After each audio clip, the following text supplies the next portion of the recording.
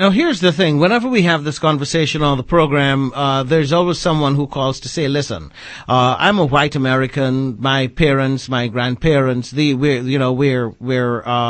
grandparents were immigrants from wherever, Russia or someplace. And they came here with nothing. They, came through, Ellis Island.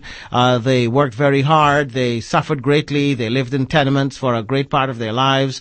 They pulled themselves up by their bootstraps, and we are still not wealthy, but each generation has been able to build a little on the accomplishments of the previous generation, and right now we are struggling like everybody else. So how do you explain this idea that the median black family has 20 cents for every dollar that the median white family has? These people say to me, look, we're clearly not that median white family, because we have as little, if not less, than our black neighbors down the street. Now, explain how one begins to deconstruct these figures in a meaningful context, so that that person I just described is able to understand it.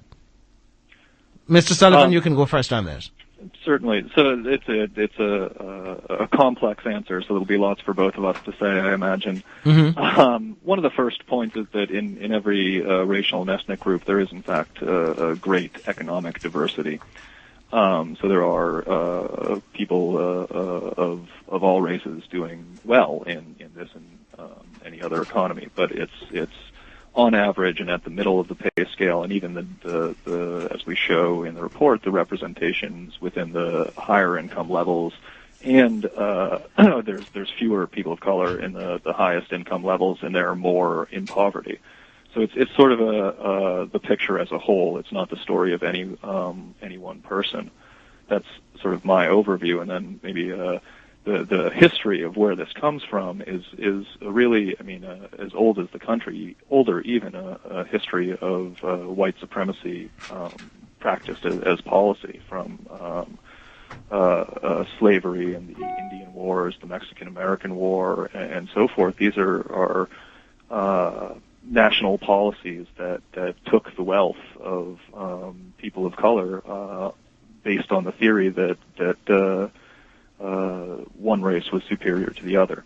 And that legacy is not, just from, grainy black and white photos of the Civil War. That's something that was carried through the Jim Crow South and so on. And this divide in races, as Wanjiku mentioned, with wealth,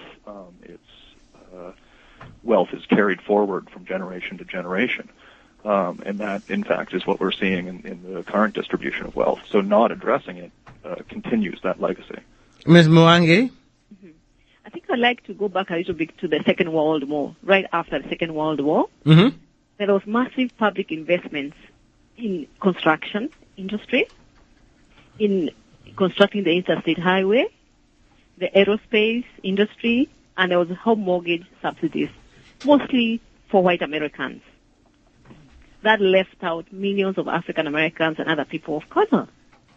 And that's where wealth disparity starts in this country, as far back as that.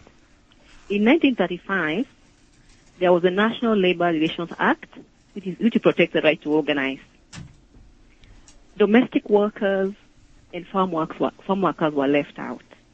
These were largely mostly black people and Latino people. They couldn't organize, so they could not ask for more pay. That's one thing. Mm-hmm. Well, let's look at Social Security Act. It excluded the same people again, domestic workers and farm workers, Mm-hmm. By the time these people retired in their old age, they were in poverty because they didn't have any money, to spend from Social Security and nothing to pass on to their next generation. This is the sort of scenario that has set the disparities, racialized in this country over many years.